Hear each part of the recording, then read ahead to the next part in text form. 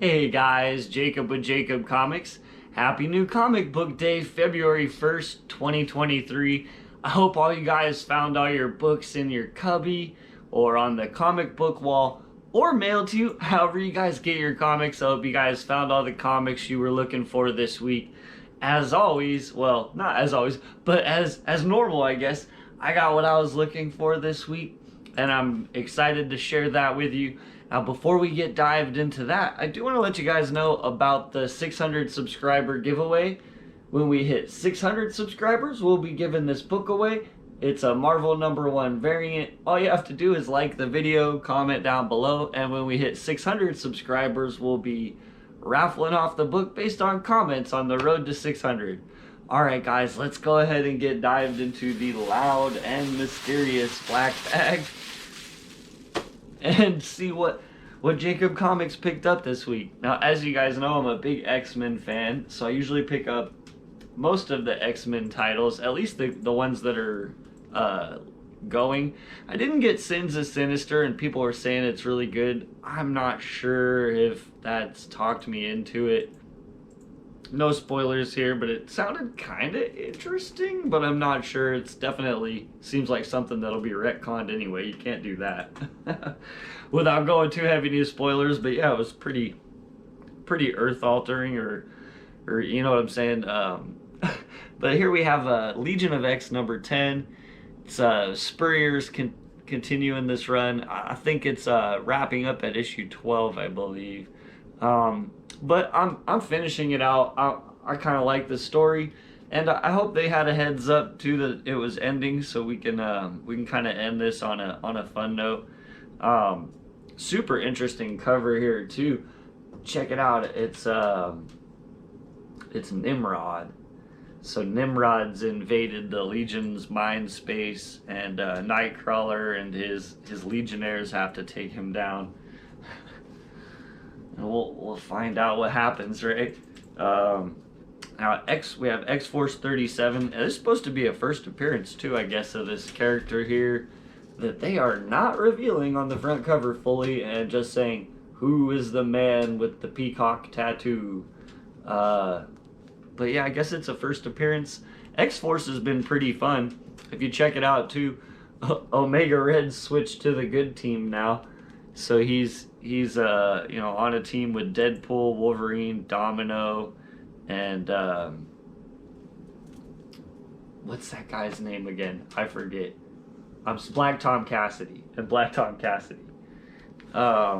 So X-Force 37, and Percy's always a really good read, honestly, and the art on both of those is always amazing. And then we're gonna dive into some Spider-Man stuff I got this week. We got Miles Morales Spider-Man #3. Looks like we get the full reveal of Rabble in this issue. So she had her first appearance of her not in the costume, I think in issue 1, and then her in the costume in issue 2 maybe. Or maybe this will be considered her first full. I have no idea. But there she is on the cover. First time we see her on the cover, and she's taking it to Miles. And there's a destroyed cityscape in the background. That's had a really strong start, and so I hope it continues staying good. The art's fantastic. Now, so here we have this one. Seems like the writing duties are a little split here. We got Ewing and Hitch writing, with Brian Hitch is doing the art, I'm sorry. So Ewing is writing this one, not Ram V. There's been kind of they toss back and forth between Ewing and V, and I'm actually super excited about what's going on in this one.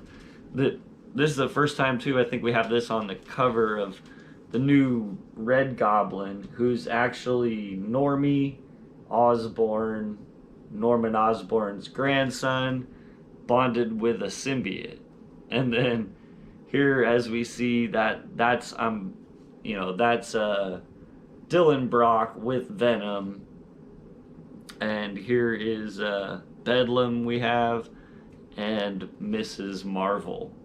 And so yeah, they're all taking it to Bedlam, trying to stop the dark web, and that'll lead us into the last book because this is the second to last of the dark web, and we'll definitely be getting reviews up of these on the channel. I've got, like I said, I got all the reviews of all the dark web and all the dark web tie-ins, and these are the last two, so I'm definitely gonna get these done. I got it. I'm really curious to see what's gonna happen. Check this cover out. This cover on the dark web finale #1. I love that. We've got Peter down here, broken and haggard looking, and then up top we've got Chasm, Ben Reilly, just kind of hanging upside down and not as beat up looking as Peter, if you notice, with all of his you know, I don't want to spoil too much, but yeah, he's definitely turning out to be the main bad guy in this over Madeline Pryor. He's the main guy that's kind of lost it, and I'm definitely super excited actually to see how this all wraps up. Probably be reading it after I finish filming and uploading this video, and then I'll film my reviews and hopefully get them out tomorrow morning for you guys. At least Venom, we hope. You know, time is limited, but I do my best. Oh, I have two more things to show too. We did get I haven't got to look through these, but both of them, I was actually, Kyle's kind of pumped about that. I've been hearing about this Dawn of DC. I don't want to fall completely into the trap like some people did with Rebirth, but I'm kind of curious. You know, there are some characters from DC that I really like, and you know, maybe some fresh new takes could be really interesting. Green Arrow is actually one of the characters that I do like, so we shall see. Really interested to dive through these two and see what stuff's coming up. I know you can always look on the internet too, but it's a little more fun to go through them in your hand. The front of this one, I was like, oh wow, that's cool. Venom Unchained. So is this going to be a new crossover that's coming? Or I was really excited to see that Venom got the whole front cover of Marvel. So they're, whatever's going on, they're really pushing it. And as we can see here too on this one, kind of ties in with the dark web and the Venom. We have who I believe to be Dylan Brock, Eddie's son, as Venom, and then we have Dylan right here in his human form. Up here we have Eddie. Here's Meridius. Then we have the other Meridius, you know, underlings. Then we kind of have this like Agent Venom sort of character that Eddie had. This is kind of like, this is what Eddie looks like when he's his own symbiote without being bonded to Venom. So that's Eddie as a symbiote. And then down here we have Codex, and like they kind of revealed in one of the prior Venom issues, it seems as though Codex is the grown-up form of Dylan. So I'm definitely curious to see what all this means. Venom Unchained is obviously, if you guys didn't know, like it's definitely Eddie, or Dylan, I mean, excuse me. It's definitely Dylan, because Dylan, when Dylan bonds with Venom, he always has this chained. And Unchained, I can just guess, sort of refers to the fact that because Dylan is the child of a symbiotic relationship, he somehow already has this genetic disposition towards being a very strong bond with a symbiote. So then when Venom bonds with him, he actually becomes disconnected from the hive. And that's part of the whole, if you will, that's what the Codex is. The Codex is with, at least this is my guess. I'm just, you know, I'm kind of guessing here. But the Codex is within Dylan Brock. So the Codex that allows you basically to be disconnected from the hive. And maybe that's the ultimate salvation for Eddie, is that his son, by using Codex, which he kind of is Codex. He becomes Codex when he grows up.